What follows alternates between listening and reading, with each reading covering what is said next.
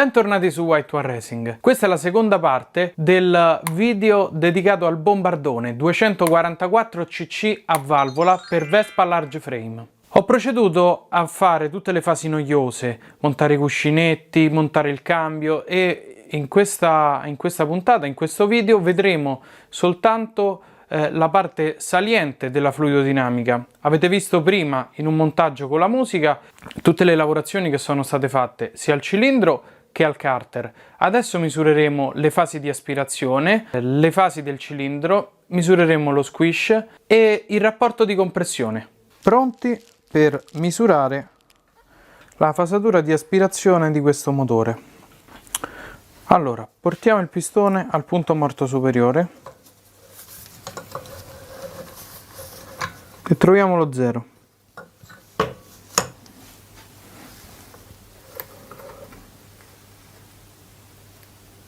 Ok, adesso andiamo indietro per vedere quanti gradi prima del punto morto superiore si apre la valvola.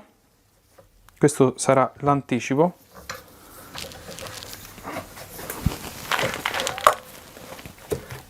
Ok, leggiamo 122 gradi di anticipo e adesso vediamo sul ritardo.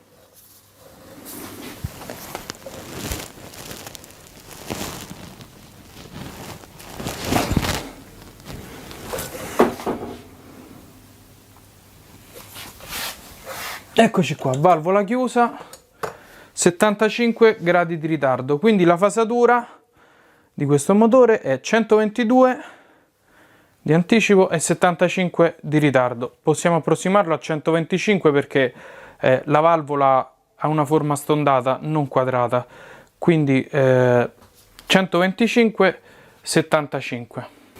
75 gradi di ritardo con 200 gradi di aspirazione totale darebbero fastidio a qualsiasi altro motore a valvola con carburatore SI, quindi con carburatore senza condotto, senza collettore. In questo caso però sul quattrini abbiamo potuto provare, insomma abbiamo potuto sperimentare che tollera benissimo una fasatura così ampia senza il rigurgito di nessun tipo.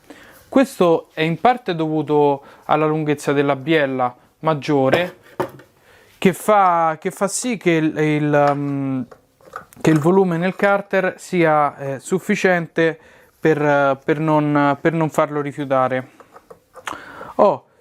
Una cosa che ci tenevo a farvi notare rispetto alle rampe, alla lavorazione delle rampe di travaso è rispetto al travaso fronte scarico, al terzo travaso. Qui, aspettate un attimo che mi avvicino, ecco così. Qui è stato lavorato, il pistone è molto grande e proprio per questo è stato lavorato in modo da consentire il passaggio al punto morto che altrimenti non ci sarebbe. Ecco, vi faccio vedere con una torcia. Ecco qui. Poco, ma va fatto. Questo è molto importante.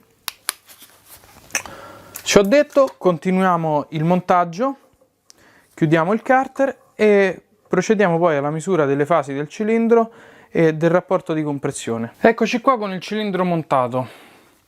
Ho fatto un falso montaggio e ho verificato che con le guarnizioni in dotazione, queste qui sottili, che sono una da 0,25 e una da 0,50, lo squish risulta troppo basso, un po' perché sono stati aggiustati i carter, un po' le quote, insomma.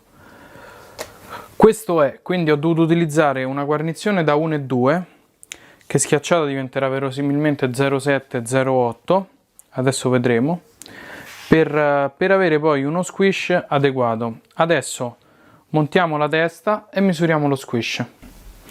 In questo specifico caso misuriamo prima lo squish e poi le fasi, perché utilizzando una guarnizione di base molto spessa, abbastanza spessa, è necessario schiacciare il cilindro e la guarnizione con la testata per poi avere una misura attendibile, altrimenti avremo fasi più ampie che ci falserebbero la lettura. Quindi, come al solito, stagno, calibro e andiamo a vedere quant'è lo squish.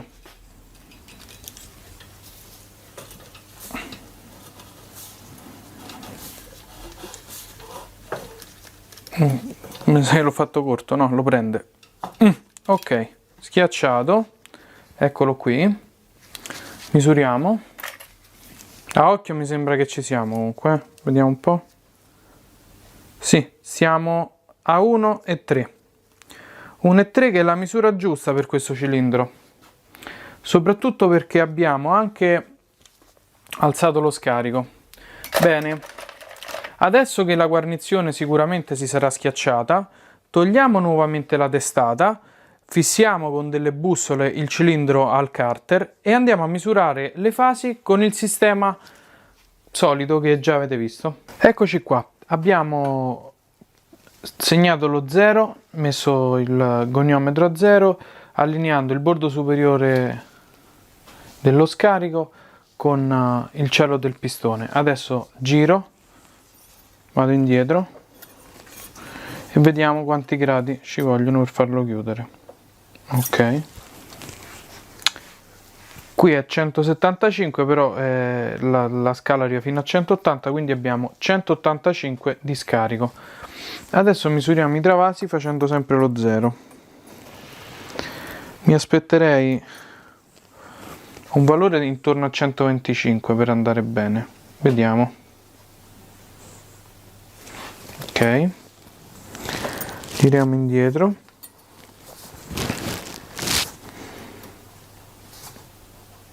Ecco qua, 125 abbiamo di travaso, quindi direi un ottimo valore, 125-185. Abbiamo chiuso la testata e montato il comparatore centesimale. Adesso individuiamo il punto morto, poi blocchiamo il pistone in quella posizione e andiamo a fare la misurazione con l'olio della capacità della camera di scoppio e conseguentemente del rapporto di compressione geometrico.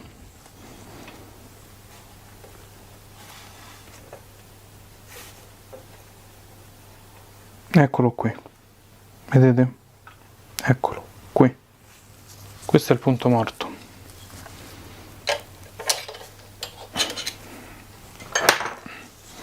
Perfetto, una volta individuato togliamo il comparatore e procediamo alla misurazione. Utilizziamo la buretta graduata che già avete visto in altri video. Eccola, questa qui. Adesso mettiamo l'olio e facciamo la misura. Partiamo da 0, la riempiamo tutta. Allontano un pochino la telecamera così potete vedere. La riempiamo. Siamo pronti. Ecco, alziamo poco poco. Perfetto. Allora, vediamo un po' quanti cc può contenere la camera di scoppio.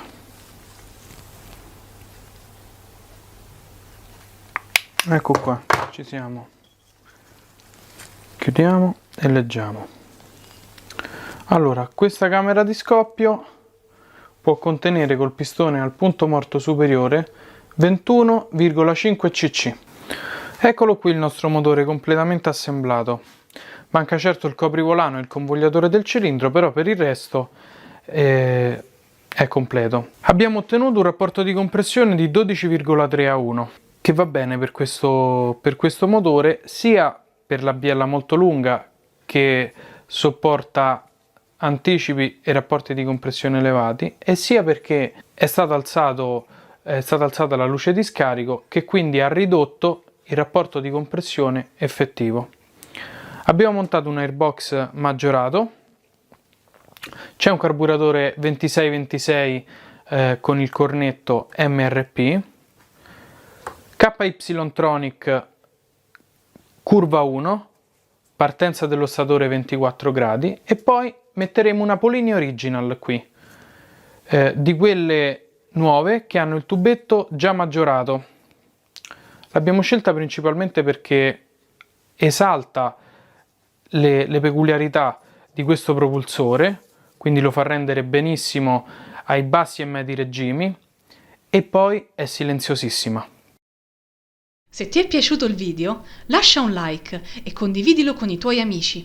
E ricorda, White War Racing non è un'officina, ma un'associazione sportiva dilettantistica che prepara motori solo a fini sportivi e solo ai propri associati.